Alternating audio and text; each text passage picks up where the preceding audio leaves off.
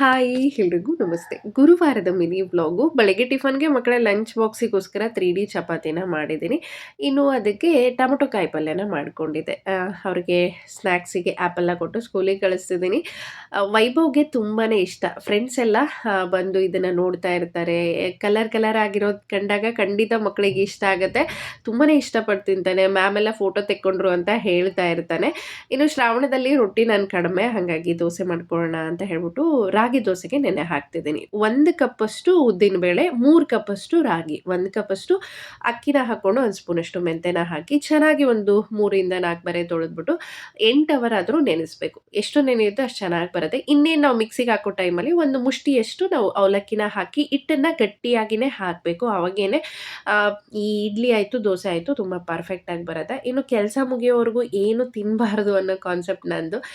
But ಅಷ್ಟೊತ್ತಿನವರೆಗೂ ಯಾಕೆ ಉಪವಾಸ ಇರಬೇಕು, ಏನಾದರೂ ತಿನ್ನಬೇಕು ಅಂತ ಹಸ್ಬೆಂಡ್ ಹೇಳ್ತಾನೆ ಇರ್ತಾರೆ. ಅವರೇ ಬಂದು ಸ್ವಲ್ಪ ಫ್ರೂಟ್ ಕೂಡ ಕೊಟ್ಟರು. ಇನ್ನು ಪಾತ್ರೆಗಳನ್ನೆಲ್ಲ ಡಿಶ್ ವಾಷರ್‌ಗೆ ಹಾಕಿ, ಹಾಗೆ ಬಟ್ಟೆ ಕೂಡ ತುಂಬಾನೇ ಇತ್ತು. ಸೊ ಬಟ್ಟೆನೂ ಮಷೀನ್‌ಗೆ ಹಾಕ್ಬಿಟ್ಟು ಕ್ಲೀನಿಂಗ್ ಕೆಲಸನ ಸ್ಟಾರ್ಟ್ ಮಾಡ್ಕೊಂಡೆ. ಒಂದೊಂದು ದಿನ ಹಿಂಗೂ ಕೂಡ ಆಗೋಗ್ಬಿಡುತ್ತೆ. ಇವತ್ತು ಯಾಕೋ ಗೊತ್ತಿಲ್ಲ ಹೇಳೋದಕ್ಕೆ ಆಗ್ಲಿಲ್ಲ. ಹಾಗಾಗಿ ಸ್ವಲ್ಪ ಲೇಟಾಗಿನೇ ಎದ್ದೆ. ನನ್ನ ಕೆಲಸ ಕೂಡ ಲೇಟಾಗಿನೇ ಮುಗೀತು. ಕಂಪ್ಲೀಟ್ ಆಗಿ ಪೂಜೆ ಮುಗಿಸ್ಕೊಂಡು ಇನ್ನು ಟಿಫನ್ ಕೂಡ ಮಾಡ್ಕೊಂಡೆ. Please subscribe. Thanks for watching.